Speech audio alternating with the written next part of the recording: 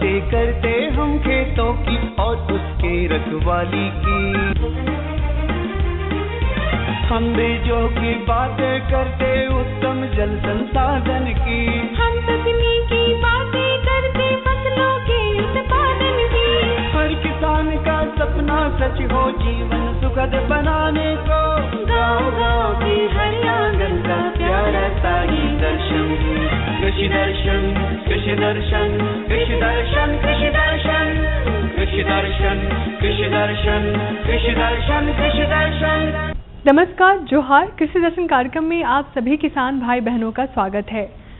सर्दी हो या गर्मी हो, साल भर उपजाते हैं अपने खेतों पर अनाज। साथ ही पशुपालन भी अपनाते हैं, खुद को आर्थिक रूप से मजबूत बनाते हैं। ऐसे हैं हमारे भारतीय किसान। इसीलिए हम अपने कार्यक्रम कृषि दर्शन के जरिए अपने किसान भाई बहनों की मदद करने की कोशिश करते हैं, जिससे उनकी खेती किसानी बेहतर भी हो सके और थोड़ी आसान भी हो सके। तो चलिए कार्यक्रम की शुरुआत करते हैं। सबसे पहले देख लेते हैं कृषि समाचार में क्या है खास। नमस्कार, कृषि समाचार में आपका स्वागत है। मैं हूं गोपाल कृष्ण। आइए देखते हैं आज कृषि समाचार में क्या है खास।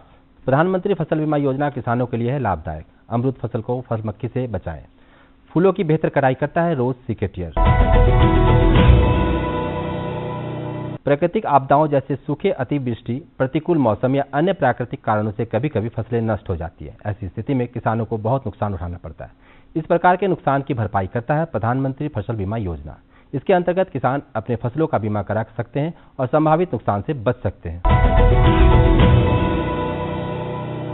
इस समय अमरूद में फल मक्खी के प्रकोप होने की संभावना रहती है, जिससे अमरूद फसल को काफी नुकसान होता है और अमरूद की गुणवत्ता भी खराब होती है। अमरूद की फसल में फल मक्खी कीट के नियंत्रण के लिए फेरोमोन ट्रैप एक बेहतर उपाय है। 1 एकड़ के अमरूद बागान के लिए 8 से 10 फेरोमोन ट्रैप काफी होता है। उचित दूरी पर इसे टांग देने से फल मक्खी का नियंत्रण आसानी से हो जाता है। फेरोमोन ट्रैप रासायनिक दवाओं से होने वाले दुष्प्रभावों से भी हमें बचाता है। वर्तमान समय में जो किसान भाई परवल की फसल लगाना चाहते हैं, वे बेहतर उत्पादन के लिए उन्नत प्रभेदों का चयन करें। परवल की राजेंद्र परवल 1 और 2 स्वर्ण आलौकिक और स्वर्ण रेखा नामक प्रभेद अच्छा उत्पादन देने में सक्षम है। राजेंद्र परवल 1 और 2 स्वर्ण रेखा और स्वर्ण आलौकिक ये परवल के प्रभेदों में बेहतर माने जाते हैं। झारखंड क्षेत्र में इनकी बुआई कर अच्छी उपज पाई जा सकती है। 1 हेक्टेयर भूमि में 8 से 10 किलोग्राम बीजों की बुआई कर और उचित कृषि कार्य को करके 150 से 200 क्विंटल तक परवल की उपज पाई जा सकती है। गेहूं की खरीफ फसल में इस समय दीमक लगने की संभावना रहती है, जिससे ज्यादा प्रकोप से फसल को बहुत नुकसान होता है। कभी कभी फसल नष्ट भी हो जाती है। दीमक के नियंत्रण के लिए फसल पर क्लोरोफारिफोस 20 EC दवा का 2 लीटर पानी के हिसाब से छिड़काव करना लाभदायक होता है। फूलों की कटाई करनी हो या पौधों की डंठलों की छटाई करनी हो, इन कामों के लिए बेहतर उपकरण है रोज सिकेटियर। आइए जानते हैं इस उपकरण में क्या है खूबियां। रोज सिकेटियर का इस्तेमाल पौधों एवं फूलों के बेहतर कटिंग के लिए किया जाता है। इस उपकरण में तेज एवं जंगरोधी एक ब्लेड लगा होता है, जो फूलों एवं पौधों के डंठलों को आसानी से काटता है। सबसे खास बात इस उपकरण की यह है कि पौधों में काटे गए हिस्से उसी में फंसे रहते हैं, जिसे आप उचित स्थान पर फेंक सकते हैं। और अब एक नजर राज्य के कुछ प्रमुख शहरों के मौसम के मिजाज पर। आज राज्य के कुछ प्रमुख शहरों के तापमान इस प्रकार दर्ज किए गए। रांची अधिकतम 36 डिग्री सेल्सियस और न्यूनतम 18 डिग्री सेल्सियस। देवघर अधिकतम 36 डिग्री सेल्सियस और न्यूनतम 22 डिग्री सेल्सियस। जमशेदपुर अधिकतम 39 डिग्री सेल्सियस और न्यूनतम 24 डिग्री सेल्सियस। मेदिनीनगर अधिकतम 38 डिग्री सेल्सियस और न्यूनतम 21 डिग्री सेल्सियस। धनबाद अधिकतम 37 डिग्री सेल्सियस और न्यूनतम 22 डिग्री सेल्सियस। कृषि समाचार में आज इतना ही। ध्यान दें, कोरोना अभी तक खत्म नहीं हुआ है, इसलिए सभी टीके अवश्य लगवाएं और बचाव के सभी नियमों का पालन करते हुए सारे काम करें। अगले अंक में फिर मुलाकात होगी कुछ नए समाचारों के साथ। तब तक के लिए दीजिए इजाजत। नमस्कार, जोहार।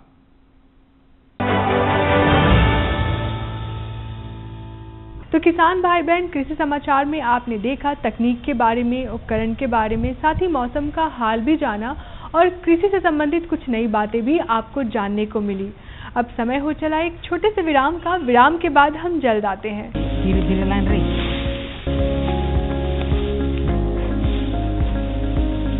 नमस्कार मदन जी। नमस्कार नमस्कार मास्टर साहब।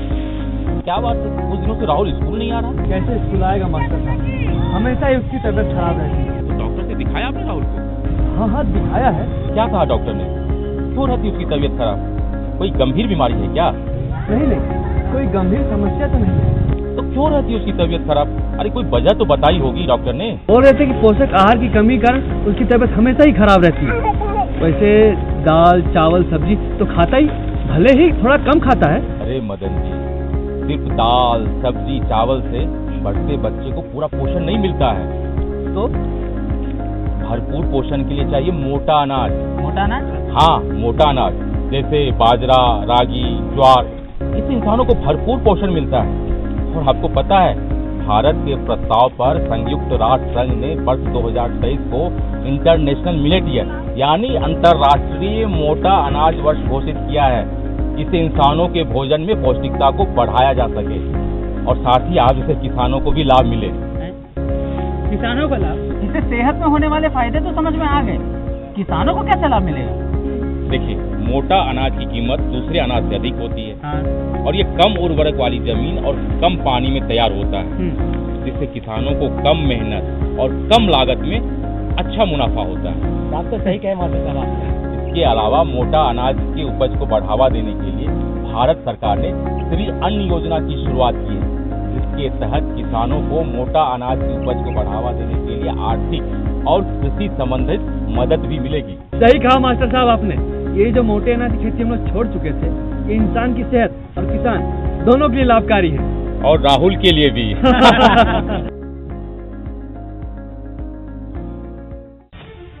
अन्नदाता किसानों की खुशहाली और उनकी आय में बढ़ोतरी के लिए भारत सरकार लगातार प्रयासरत है। माननीय प्रधानमंत्री श्री नरेंद्र मोदी जी के दूरदर्शी नेतृत्व में पिछले 7 वर्षों में खेती को आधुनिक और किसानों को आत्मनिर्भर बनाने के लिए कई निर्णय लिए गए हैं। छोटा किसान बने देश की शान, ये हमारा सपना है। देश के 80% से ज्यादा किसान ऐसे हैं जिनके पास 2 हेक्टेयर से भी कम जमीन है। अब देश में इन्हीं छोटे किसानों को ध्यान में रखते हुए कृषि सुधार किए जा रहे हैं, निर्णय लिए जा रहे हैं। प्रधानमंत्री किसान सम्मान निधि योजना की शुरुआत 24 फरवरी 2019 को माननीय प्रधानमंत्री श्री नरेंद्र मोदी जी के द्वारा की गई थी। पीएम किसान योजना का पूरा खर्च भारत सरकार वहन करती है। इसके तहत लाभार्थी किसानों को हर साल 6,000 रुपए की सम्मान राशि 2,000 रुपए की 3 समान किस्तों में सीधे उनके बैंक खातों में हस्तांतरित की जाती है। अब तक 11 करोड़ से भी अधिक लाभार्थी किसानों के बैंक खातों में 1,58,000 करोड़ रुपए से अधिक की राशि सीधे ट्रांसफर की जा चुकी है। किस्तों की जानकारी किसानों को एसएमएस के माध्यम से दी जाती है। तो நேரா நாங்க வந்து பேங்க்குக்கு ஆக்சுவல் போகும்போது அந்த பணத்தை நாங்க வித்ரா பண்ணிட்டு வந்து நாங்க விவசாயம் பண்ணிக்கிறோம்। इस मदद से बुआई के पहले अब किसानों को बीज, खाद, कीटनाशक और कृषि संबंधी अन्य जरूरतों के लिए साहूकारों के आगे हाथ नहीं फैलाना पड़ता। અને એના લીધે મારે કોઈ જોડે કે સગા સંબંધી કે મિત્રો જોડે મારે ઉછીના પૈસા લેવાની જરૂર પડતી નથી અને એનાથી હું સારી એવી खेती કરી શકું છું। इस योजना से मिले लाभ तथा आवेदन की स्थिति देखने के लिए पीएम किसान पोर्टल लॉन्च किया गया है। इस पोर्टल के माध्यम से पात्र किसान अपना पंजीकरण स्वयं करने के साथ साथ अब तक मिले लाभ और अपने आवेदन की स्थिति फार्मर्स कॉर्नर से देख सकते हैं। इस योजना का लाभ पात्र किसानों को ही मिल सके, इसके लिए इस प्रक्रिया को फूल प्रूफ बनाते हुए इसे आधार और इनकम टैक्स वेरिफिकेशन के साथ साथ फिजिकल वेरिफिकेशन से भी जोड़ा गया है। इसके अलावा किसानों की सुविधाओं और जानकारी के लिए पीएम किसान मोबाइल ऐप भी विकसित किया गया है। पीएम किसान सम्मान निधि योजना का लाभ देश के सभी राज्यों और केंद्र शासित प्रदेशों के किसानों को मिल रहा है। इसे हासिल करके हमारा किसान सबल और आत्मनिर्भर हो रहा है। इस स्कीम ने हमारा भारत सरकार ने हमारा किसान के लिए बहुत बड़ा सम्मान दिया है। इसीलिए हम भारत सरकार को, प्रधानमंत्री नरेंद्र मोदी जी को हम बहुत बहुत धन्यवाद देती हूँ। आत्मनिर्भर भारत की पहचान, प्रगतिशील और समर्थ किसान। विराम के बाद आप सभी किसान भाई बहनों का स्वागत है। तो आज की जो हमारी पहली जानकारी है आप सबके लिए, बैगन की वैज्ञानिक तरीके से खेती कैसे करें। जैसा कि आप सब जानते ही हैं, बैगन साल भर उपजाने वाली सब्जी है और इसमें औषधीय गुण भी मौजूद होते हैं जो हमारे शरीर के लिए काफ़ी अच्छा है। तो जो भी हमारे किसान भाई बहन हैं बैगन की खेती करना चाहते हैं तो वैज्ञानिक तरीके से खेती कैसे करें जिससे अच्छी खासी उपज उन्हें प्राप्त हो सके और वो लाभान्वित हो सके, इसकी जानकारी उन्हें होना चाहिए। तो चलिए देखते हैं फीचर और लेते हैं जानकारी। बैंगन की खेती अधिक ऊंचाई वाले क्षेत्रों के अलावा लगभग सभी जगहों पर की जाती है। बैंगन के पौधे 2 से 2.5 फीट लंबे पाए जाते हैं। इसके पौधों में ढेर सारी शाखाएं निकलती हैं और इन्हीं शाखाओं में इसके फलों की उपज होती है। बैंगन के फल लंबे, गोल और अंडाकार आकार में होते हैं। विशेषज्ञ कहते हैं कि अगर वैज्ञानिक तरीके से बैंगन की खेती की जाए तो अच्छा मुनाफा कमाया जा सकता है। किसान भाइयों को जोहार, नमस्कार। और अभी हम लोग बात कर रहे हैं बैगन पर। तो किसान भाइयों को मैं ये बताना चाहूँगी कि बैगन एक ऐसी फसल है जिसकी उत्पत्ति हमारे देश में हुई है, भारत देश में हुई है। और जनरली हम लोग देखते हैं कि इसकी जो जैव विविधता है वो बहुत ज़्यादा यहाँ पे उपलब्ध है। यानी कि आकार हुआ, रंग हुआ, आकृति हुआ, इसमें बैगन की लगभग 150 से 200 स्पीसीज पाई जाती है हमारे देश में। और हम लोग ये भी जानते हैं कि बैगन की खेती हम लोग सालों भर कर सकते हैं। लगभग पहाड़ी क्षेत्रों को छोड़कर सभी जो कटिबंधीय क्षेत्र हैं हम लोग बैगन की खेती कर सकते हैं। और इसमें जो मेन तापमान जो चाहिए बैगन के लिए वो रोपाई के समय या बुआई के समय मिट्टी का तापमान 20 डिग्री सेंटीग्रेड होना चाहिए। और इसी प्रकार अगर हम लोग संभावनाएं की बात की जाए झारखंड में स्पेशली, तो ये जो सीज़न अभी चल रहा है रबी का सीज़न, इसमें हम लोग ये जो समय है मुख्य रूप से अभी बैगन लगाते हैं हम लोग। और नवंबर से लेकर जनवरी तक इसकी हम लोग बिचड़ा की तैयारी कर सकते हैं। और अगर गर्मा की फसल की बात करें तो अप्रैल मई का समय होता है बुआई का। और अगर हम लोग खरीफ की बात करें तो लगभग 15 जून से लेकर जुलाई तक इसका बुआई का समय होता है। बैंगन की खेती के लिए किसी खास तरह की भूमि की आवश्यकता नहीं होती है। इसे किसी भी उपजाऊ भूमि में उगाया जा सकता है, परंतु भूमि उचित जल निकासी वाली अवश्य हो। इसके फसल के लिए भूमि का पीएच मान 5 से 7 के मध्य होना चाहिए। स्वर्ण शक्ति, स्वर्णश्री, पूसा हाइब्रिड 5 और स्वर्ण श्यामली बैंगन की उन्नत किस्में हैं। अगर खेत की तैयारी की बात की जाए तो हमारे किसान भाई खेत की तैयारी किस प्रकार से करेंगे? जैसा कि हम लोग बात कर रहे हैं कि यहाँ जो बैगन है वो सभी तरह की ज़मीन में हर सीजन में लगा सकते हैं। लेकिन फिर भी अगर हल्की दोमट मिट्टी हो तो इसका उत्पादन अच्छा होता है। और जहाँ का पीएच मान 5.5 से लेकर 6 तक हो, साथ ही अच्छी जल निकास वाली जो ज़मीन होती हैं उसके लिए इसकी खेती के लिए अच्छी मानी जाती है। और तैयारी की बात करें तो पहले तो नर्सरी हम लोग इसका तैयार करते हैं, तो नर्सरी की तैयारी की बात करेंगे। नर्सरी तैयारी करने के लिए जो आपको जहाँ भी जिस जगह भूमि का चुनाव करते हैं वहाँ पे लगभग 3 से 4 इंच ऊंची क्यारी बनानी है और 3 इंटू 1 मीटर लंबी चौड़ी क्यारी होगी। अगर 1 हेक्टेयर में हम बैगन की खेती कर रहे हैं तो उसके लिए इस तरह की 20 से 25 क्यारियों की ज़रूरत होगी। और मैं किसान भाइयों को बोलूँगी कि अगर आप इसका जो मृदा सौरीकरण से उपचारित कर सकते हैं अगर अपने क्यारियों को, तो आपके लिए बहुत अच्छा होगा, क्योंकि ये कीट और बीमारियों से आगे आपके फसल की रक्षा करेगी। तो नर्सरी तैयार करने से पहले जो क्यारियों बेड होते हैं उनका सौरीकरण, जो सॉइल सोलराइजेशन होता है उस तरह से सौर ऊर्जा से उपचारित कर लें। और फिर बिचड़ा के लिए आप उसमें क्यारी में सबसे पहले पर क्यारी 20 से 25 केजी गोबर की सड़ी हुई खाद दें। और उसके अलावा आप करंज खली का इस्तेमाल कर सकते हैं 1.2 केजी पर क्यारी। बैंगन के पौधों की रोपाई बीज के रूप में न करके पौधों के रूप में की जाती है। यदि पौधों की रोपाई मेड़ पर करनी हो तो उसके लिए 2 से 2.5 फीट की दूरी रखते हुए मेड़ को तैयार किया जाता है। इसके बाद पौधा रोपाई में प्रत्येक पौध के मध्य 2 फीट तक दूरी अवश्य रखें। बैंगन के पौधों को अधिक सिंचाई की आवश्यकता होती है। जैसा कि हम लोग जानते हैं कि बहुत तरह की बैगन की किस्में आती हैं, लेकिन अगर झारखंड की जो लोकल लोगों की बात की जाए तो यहाँ पर गोल बैगन, हरे कांटेदार बैगन को बहुत ज़्यादा डिमांड रहता है। और जो बाहरी लोग होते हैं वो लोग काले बैगन भी पसंद करते हैं, जो बैगनी कलर का लंबा बैगन आता है, लेकिन गोल कांटेदार बैगन की यहाँ पर डिमांड ज़्यादा होती है और वो जो देसी कैटेगरी के होते हैं। तो वैसी वेराइटी में अगर हम लोग बात करें तो ये जो हार्प है वहाँ से निकली हुई वेराइटी है, जिसको हम लोग स्वर्ण श्यामली के नाम से जानते हैं। ये बहुत अच्छी किस्म है, इसकी उत्पादन क्षमता लगभग 600 से 650 कुंटल प्रति हेक्टेयर है। और ये जो गोलाकार बैगन है, कांटेदार बैगन है, इसका स्वाद बहुत अच्छा है। इसके अलावा जो हार्प की एक दूसरी वेराइटी है वो स्वर्ण प्रतिभा, ये लंबाकार आकार का है और सफ़ेद और बैगनी कलर के इसमें लाइनिंग आती है और इसका जो छिलका है वो बहुत पतला होता है, इसलिए खाने में इसको बहुत उपयोग करते हैं। और इसके अलावा पूसा पर्पल लॉन्ग है, पूसा पर्पल क्लस्टर है। अगर हम लोग प्राइवेट सेक्टर की बात करें तो VNR 218 है, 205 है। तो ये कुछ बैगन की अच्छी किस्में हैं जिनका की उपयोग किसान भाई कर सकते हैं।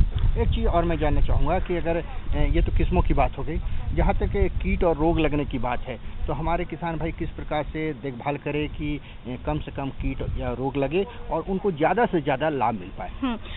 अगर हम लोग बैगन के रोग की बात करें तो इसमें मुख्य रूप से आर्द्र गलन की समस्या होती है। तो आर्द्र गलन जो की बात करते हैं तो इसमें हम लोग जो मिट्टी का उपचार एक ट्राइकोडर्मा स्पीसीज से करें और ट्राइकोडर्मा का उपचार करने के लिए गोबर कंपोस्ट के साथ इसको मिलाते हैं, उसके बाद भूमि में उसको डालते हैं। गर्मियों के मौसम में इसके पौधों को 3 से 4 दिन के अंतराल में सिंचाई की आवश्यकता होती है। समय पर खरपतवार नियंत्रण के साथ कीटों और रोगों से पौधों को बचाना होगा, अन्यथा पौधों को नुकसान पहुंच सकता है। किस्मों के आधार पर बैंगन के पौधे रोपाई के तकरीबन 50 से 70 दिन बाद पैदावार देना आरंभ कर देते हैं। आर्द्र गलन जब आने लगती है उस समय आप ब्लू कॉपर का ये ड्रेंचिंग करते हैं जड़ के पास पौधों को, अगर 1.25 ml से लेके 2 ml प्रति लीटर पानी में। और अगर कीट की बात करें तो इसमें फली छेदक मुख्य रूप से एक कीट आता है जो फल लगने के बाद इसमें फल में घुसता है और फल को छेद कर देता है। तो फली छेदक को रोक नियंत्रण के लिए आप लगातार जब इसका प्रकोप बढ़ने लगे तो नीम के बीज का रस 4% का आप घोल बनाकर इस्तेमाल कर सकते हैं। साथ ही इसके बाद आपका एक अगर रासायनिक दवा की बात करें तो हम लोग एंडोक्साकार्ब का इस्तेमाल कर सकते हैं। तो किसान भाई बहन, अभी आपने देखा बैगन की वैज्ञानिक तरीके से खेती कैसे करें। तो आप भी बैगन की अधिक पैदावार पाना चाहते हैं, अच्छी उपज पाना चाहते हैं, तो आप भी वैज्ञानिक तरीके से खेती कीजिए और मुनाफा कमाइए। तो चलिए कार्यक्रम में बढ़ते हैं आगे और आपको देते हैं अपनी दूसरी जानकारी। हमारी दूसरी जानकारी है झारखंड में भिंडी की खेती और उसके सही प्रभेद का चुनाव कैसे करें। भिंडी काफ़ी लोकप्रिय सब्जी है और बच्चे बूढ़े जवान सभी को भिंडी काफ़ी पसंद आती है। तो इसकी अधिक पैदावार करने के लिए इसकी सही प्रभेद का चुनाव करना बेहद ज़रूरी है। तो आज हम आपको बताएंगे कि झारखंड में भिंडी की खेती आप कैसे कर सकते हैं और सही प्रभेद का चुनाव करके अच्छा खासा मुनाफा कैसे कमा सकते हैं। चलिए मिलते हैं विशेषज्ञ से और लेते हैं जानकारी। दर्शकों जोहार, स्वागत है आपका कार्यक्रम कृषि दर्शन में। आज के अंक में हम ICAR पलांडू आ पहुँचे हैं और यहाँ डॉक्टर मीनू कुमारी जी से भिंडी के उन्नत खेती और प्रभेद के चुनाव के बारे में जानकारी लेंगे। तो आइए लेते हैं डॉक्टर साहब से जानकारी। झारखंड में जो उन्नत प्रभेद की बात हम करें, झारखंड की जलवायु बहुत ही अनुकूल है भिंडी की खेती के लिए। हम अगर पब्लिक सेक्टर की बात करते हैं तो अर्का अभय, अर्का अनामिका, ये किस्में काफ़ी अच्छी यहाँ पर पैदावार देती हैं। इसके अलावा प्राइवेट सेक्टर की भी कई सारी वैरायटी है, जैसे कि आपके नामधारी सीड्स की वैरायटीज़ हैं, माहिको की वैरायटीज़ हैं। आधुनिक जो वैरायटी है, जो प्रभेद है, यह भी काफ़ी अच्छा पैदावार देती है झारखंड के जलवायु में। और काशी क्रांति भी एक जो वैरायटी है, यह बहुत ही अच्छी पाई गई है झारखंड के जलवायु के अनुकूल। भिंडी की खेती जो है वह 2 मौसम में बहुत ही अनुकूल तरीके से की जा सकती है। एक है फरवरी मार्च के महीने में इसकी बुआई करना और दूसरा होता है जुलाई के महीने में इसकी बुआई करना। तो अगर हम फरवरी मार्च के महीने में इसकी बुआई करते हैं तो आपको इसकी खेती की तैयारी जो है वो जनवरी माह में कर लेनी चाहिए। इसके लिए 3 से 4 बार अच्छी तरह से जुताई करके उसके बाद खेतों को समतल कर लेना चाहिए, जिसको कि पटाई कहते हैं, पटाई कर लेनी चाहिए। और 20 से 25 टन प्रति हेक्टेयर की दर से इसमें आप खाद डालें, जिसको कि गोबर की सड़ी हुई खाद और वर्मी कंपोस्ट, केचुआ खाद, इन दोनों को आधी आधी मात्रा में मिलाकर डालना चाहिए। और जो उर्वरक की मात्रा होती है, जिसमें कि नाइट्रोजन, फास्फोरस और पोटास कहा जाता है, नाइट्रोजन की आधी मात्रा जो कि 80 किलो प्रति हेक्टेयर के हिसाब से कही गई, तो कहने का मतलब है 40 किलो। और पोटास और आपका जो फास्फोरस है वो 60 और 60 के हिसाब से आपको प्रति हेक्टेयर में डालना चाहिए। के उपचार और बीज का अंकुरण, ये दोनों ही बहुत ही महत्वपूर्ण बिंदु हैं भिंडी की खेती के लिए। तो भिंडी के बीज की बुआई करने के पहले बहुत ज़रूरी है कि आप इसको 12 से 24 घंटे के लिए पानी में भिगो कर रखें। पानी में भिगोना अत्यंत आवश्यक है, अन्यथा इसके अंकुरण की समस्या आती है। और दूसरा है इसके उपचार। तो इसके उपचार के लिए कार्बेंडाजिम का आप इस्तेमाल कर सकते हैं, जो कि 2 ग्राम प्रति लीटर के हिसाब से करना चाहिए। और इसके बाद आप इसको छाये में सुखा दें और उसके उपरांत इसकी बुआई करें। अगर आप इसकी बुआई जो ग्रीष्म माह है उस समय कर रहे हैं, जो हम लोग कह रहे हैं फरवरी वाली बुआई, तो उस समय पर इसकी बुआई आप रिज बनाकर भी कर सकते हैं, रिज फर्रो मेथड से भी। और दूसरा है समतल में भी डिबलिंग मेथड, इसको कि हाथ से डायरेक्ट डालना, 1 से 2 सेंटीमीटर गहराई पर इसकी बुआई करनी चाहिए। मैम, आपने बुआई की बात की कि किस तरीके से किया जाता है, और भी कुछ ऐसी खास विशेष बात है बुआई में जो किसान भाइयों को ध्यान रखना चाहिए बुआई करने के समय? जी हाँ, बुआई करने के समय जैसे मैंने आपको बताया, एक तो आपका बीज उपचार और उसको बीज को भिगोना अत्यंत आवश्यक है। दूसरा है जो बीज दर भी आपको दोनों जो इसके सीजन है, दो समय है लगाने का, दोनों में अलग अलग बीज दर होता है। क्योंकि ये जो होता है ग्रीष्म सीजन वाला, ग्रीष्म जो माह है, उस समय 18 से 22 किलोग्राम प्रति हेक्टेयर की दर से इसकी बीज बुआई की जाती है। और जो दूसरा हमने आपको बताया था कि जो आप इसको खरीफ में लगा सकते हैं, तो खरीफ में 8 से 10 किलोग्राम प्रति हेक्टेयर की दर से इसको लगाया जाता है। क्योंकि जो आपका ग्रीष्म माह है वहाँ पर जो इसका अंकुरण होता है वो कंपैरेटिवली कम होता है, इसलिए यहाँ पर बीज दर ज़्यादा होती है, ये ध्यान रखें। दूसरी जो बहुत ही महत्वपूर्ण बात है, आपने जो प्रभेद का चुनाव किया है, तो जो प्रभेद के चुनाव होते हैं वहाँ पर कुछ प्रभेद ऐसे होते हैं जो कटिंग करने के बाद एक बार आप उसकी कटिंग कर देते हैं तो वो फिर से उसमें पत्ते आना शुरू होते हैं, तो वहाँ पर आपको स्पेसिंग ज़्यादा रखनी है। स्पेसिंग कहने का मतलब दूरी, पौध से पौध की दूरी, तो वो आपकी जो ग्रीष्म माह होता है उस समय आपको ये 45 सेंटीमीटर रखना चाहिए लाइन से, जो क्यारी की दूरी है, और पौध से पौध की दूरी 15 से 20 सेंटीमीटर रखनी चाहिए। जबकि यही आपका जो स्पेसिंग होता है ये आपके रेनी सीजन में जब आप लगाते हैं खरीफ सीजन में, तो उस समय 60 सेंटीमीटर रखना चाहिए, उससे कम ना रखें। 60 सेंटीमीटर रखें आप क्यारी से क्यारी की दूरी, और पौध से पौध की दूरी 30 सेंटीमीटर रखें। तो इन दूरी का बहुत ही सही मापन आवश्यक है खेती भिंडी की अच्छी उपज लेने के लिए। ये तो यहाँ तक आ गए हैं मैम हमारे किसान जिन्होंने भिंडी के पौधे लगा दिए। उसके बाद बात आती है सिंचाई की, तो सिंचाई किस प्रकार से किसान भाई भिंडी का करें? जी हाँ, तो सिंचाई में सबसे पहले तो मैं ये कहना चाहती हूँ कि जो हमारे किसान भाई बहन ड्रिप मेथड, जो टपकन सिंचाई होती है, अगर उसका उपयोग कर सकते हैं तो वो कृपया ज़रूर इसका उपयोग करें, क्योंकि इसमें आपके 60 से 80% तक पानी की बचत हो जाती है।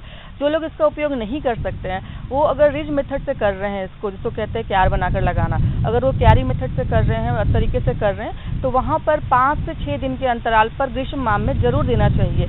और जो खरीफ से होता है मौसम, खरीफ मौसम में आप इसको 8 से 10 दिन के अंतराल पर पानी दे सकते हैं, परंतु ग्रीष्म माह में 4 से 5 दिन के अंतराल पर अवश्य पानी देना चाहिए। और बहुत आवश्यक है कि जब इसके फूल खिल रहे हैं और जब इसमें फलियां लग रही हैं उस समय पानी की कमी ना हो। और पानी का निकास बहुत ज़रूरी है, पानी का निकास अच्छी तरह से होना चाहिए भिंडी की खेती के लिए। ये फूल खिलने में मदद करता है और फलियां बनने में भी मदद करता है। इसके साथ साथ मैं ये भी कहना चाहती हूँ कि जब आपकी फसल 30 दिन की 1 माह के करीब हो गई है, तो 19-19-19 जो ये कहा जाता है नाइट्रोजन, फास्फोरस, पोटास, ये इसकी जो घुलनशील वाली खाद आती है उसका आप उपयोग करें 5 ग्राम प्रति लीटर के हिसाब से। यह पौधों की अच्छी जो उसकी किस्मों को बढ़ने में सहायक होती है। तो किसान भाई बहन, आज की हमारी दोनों जानकारियाँ आपको कैसी लगी? आशा करते हैं आज की हमारी दोनों जानकारी आपको काफ़ी अच्छी लगी होंगी। अगर आपके पास भी कोई जानकारी है हमें देने के लिए, या हमसे कोई जानकारी लेनी है तो आप हमें संपर्क कर सकते हैं। हमारा पता है कृषि दर्शन कृषि प्रकोष्ठ, द्वारा केंद्र निदेशक, दूरदर्शन केंद्र, रातू रोड, रांची। हमारा पिन संख्या है 834001। इसी के साथ मुझे शिखा स्वरूप को दीजिए इजाजत। नमस्कार, जोहार। हम बीजों की बातें करते उत्तम जल संसाधन की, हम तकनीकी की बातें करते फसलों के उत्पादन की। हर किसान का सपना सच हो जीवन सुखद बनाने को, गाँव-गाँव की हर आंगन का प्यारा सा ही दर्शन। कृषि दर्शन कृषि दर्शन कृषि दर्शन कृषि दर्शन कृषि दर्शन कृषि दर्शन कृषि दर्शन कृषि दर्शन।